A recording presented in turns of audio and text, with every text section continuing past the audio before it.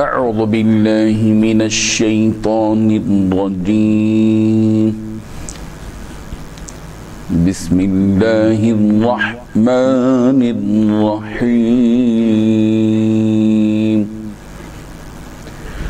وما كان لنفس أن تموت إلا بإذن الله كتابا مؤجلا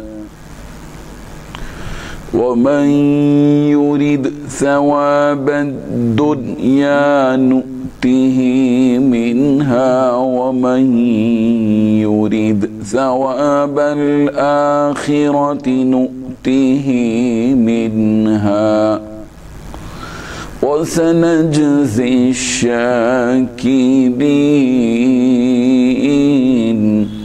صدق اللہ العظیم۔ حاضرین و ناظرین، یہ درس نمبر 278 ہے، 278 سورہ آل عمران کی آیت نمبر 145 کی تلاوت کی گئی۔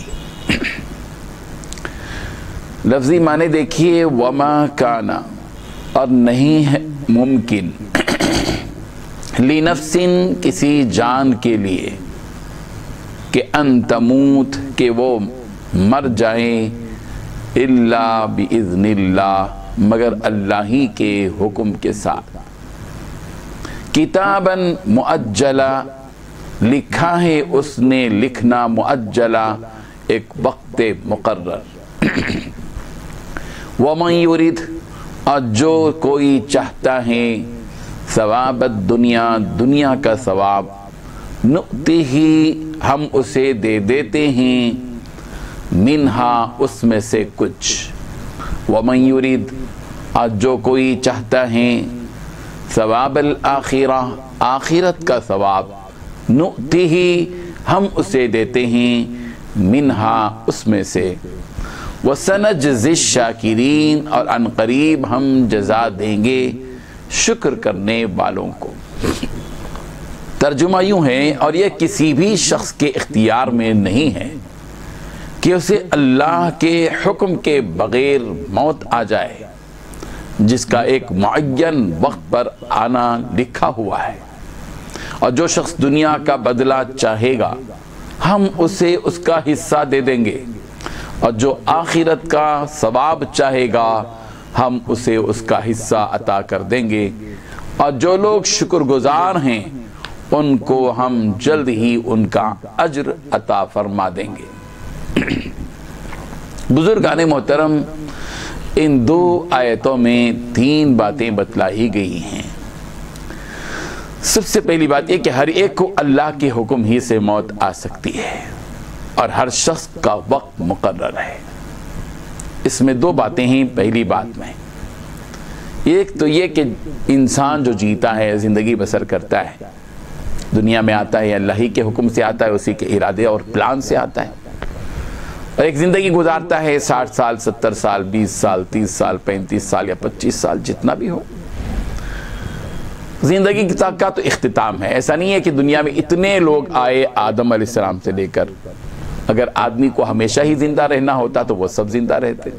ان سب کا زندہ نہ رہنا اس بات کی علامت ہے کہ ہم کو بھی ایک دن جانا ہے، اور جانے کا طریقہ موت کا ہے، اور موت جو آئے گی وہ انسان کے اپنے اختیار سے نہیں، رب ذوالجلال کے حکم سے آئے گی۔ اللہ تعالیٰ کا حکم ہوگا تو موت آئے گی۔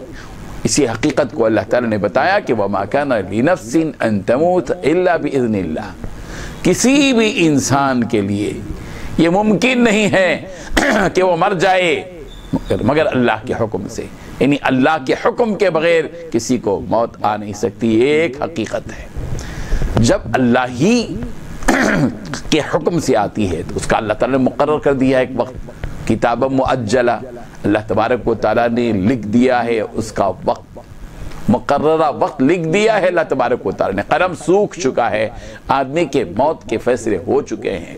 ہم بازاروں سے گزر رہے ہوتے ہیں، اسی بازار کے کسی دکان میں ہمارا کفن تیار رہتا ہے، وہ کپڑا تیار ہے، ہمیں نہیں معلوم کہ اس میں سے کون سا کپڑا ہمارے کفن کے لیے استعمال کیا جائے گا۔ کتاب مؤجلہ، اور جب یہ موت اللہ ہی کے حکم سے آئی ہے اور اللہ ہی کی طرف سے مقرر کردہ ہے، تو ہمیں کسی کی بھی موت پر بھی ایسے جملے نہیں ادا کرنی چاہیے جو اللہ تبارک و تعالیٰ کی طرف منسوب ہو اور اس میں ایسے محسوس ہو کہ جو ہے اللہ تبارک و تعالیٰ پر اعتراض محسوس ہو۔ اس قسم کے جملے ہمیں استعمال نہیں کرنا چاہیے۔ بعض مرتبہ ہم تعزیت کی طور پر ایسے جملے کہہ دیتے ہیں کہ قادر مطلق نے اس شخص کو موت دے کر گویا ظلم کیا ہے، نعوذ باللہ من ذالک۔ اس قسم کے جملے بعض مرتبہ آدمی کہہ دیتا ہے۔ اللہ کے حکم کے سامنے بندے مومن کا کام یہ ہے کہ وہ اس کے فیصلے پر راضی ہو کر یہ جملہ کہے کہ رضیت باللہ ربا۔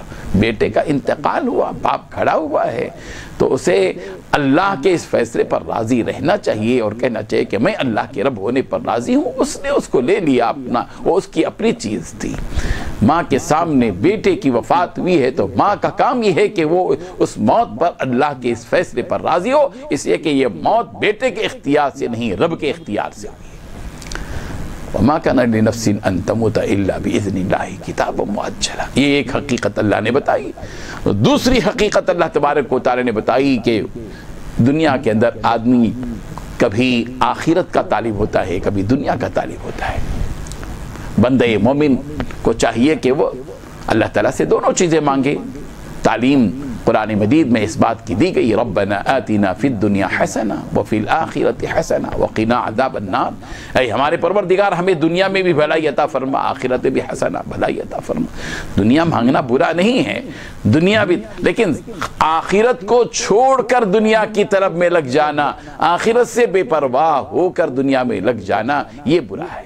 اللہ تعالیٰ اسی لئے فرما رہے ہیں وَمَن يُرِيدُ ثَوَابَ الدُّنْيَا نُؤْتِهِ مِنْهَا۔ جو کوئی اس دنیاوی زندگی میں رہ کر دنیا طلب کرتا ہے، دنیا ہی چاہیے، پیسہ، ڈالر، کرنسی، نوٹ، دینار، درہم، ریال، یہی چاہتا ہے دنیا سے، سونا، چاندی، ہیرے، جواہرات، دکانات، مکانات، جائیداد، فیکٹری، فلاں دنیا ہی چاہتا ہے۔ نُؤْتِهِ مِنْهَا، ہم اس میں سے اس کو کچھ دے دیں گے، لے بھئی چل۔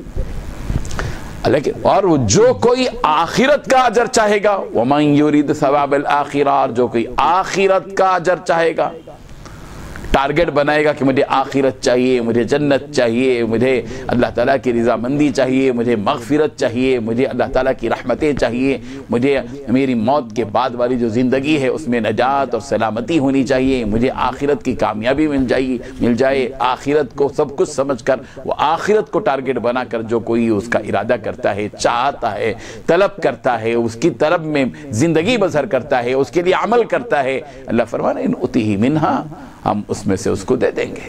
وَسَنَجْزِي الشَّاكِرِينَ، اور تیسری بات اللہ تعالیٰ نے بتائی یہاں کہ جو آدمی اس دنیا کے اندر اللہ تعالیٰ کی نعمتوں کو پاتے ہوئے، نعمتوں کا استعمال کرتے ہوئے شکر ادا کرتا ہے پروردگار کا، ہمیشہ شکر ادا کرتا ہے، الحمدللہ علی کل حال، ہر حال میں میرے رب کا شکر ہے، تعریف ہے اللہ کی، شکر لک الحمد لک شکر کے کلمات ادا کرتا ہے، تو اللہ فرماتے ہیں وَسَنَجْزِي الشَّاكِرِينَ، شکر کرنے والوں کا ہم عنقریب بدلہ دیں گے، شکر کرنے والوں کا ہم عنقریب بدلہ دیں گے۔ ہم سب کو چاہیے کہ ہم اپنے پروردگار کی نعمتوں پر شکر کرنے والے بن جائیں۔ اللہ تعالیٰ عمل کی توفیق عطا فرمائے۔ وآخر دعوانا ان الحمدللہ رب العالمین۔ لا الہ الا اللہ، لا الہ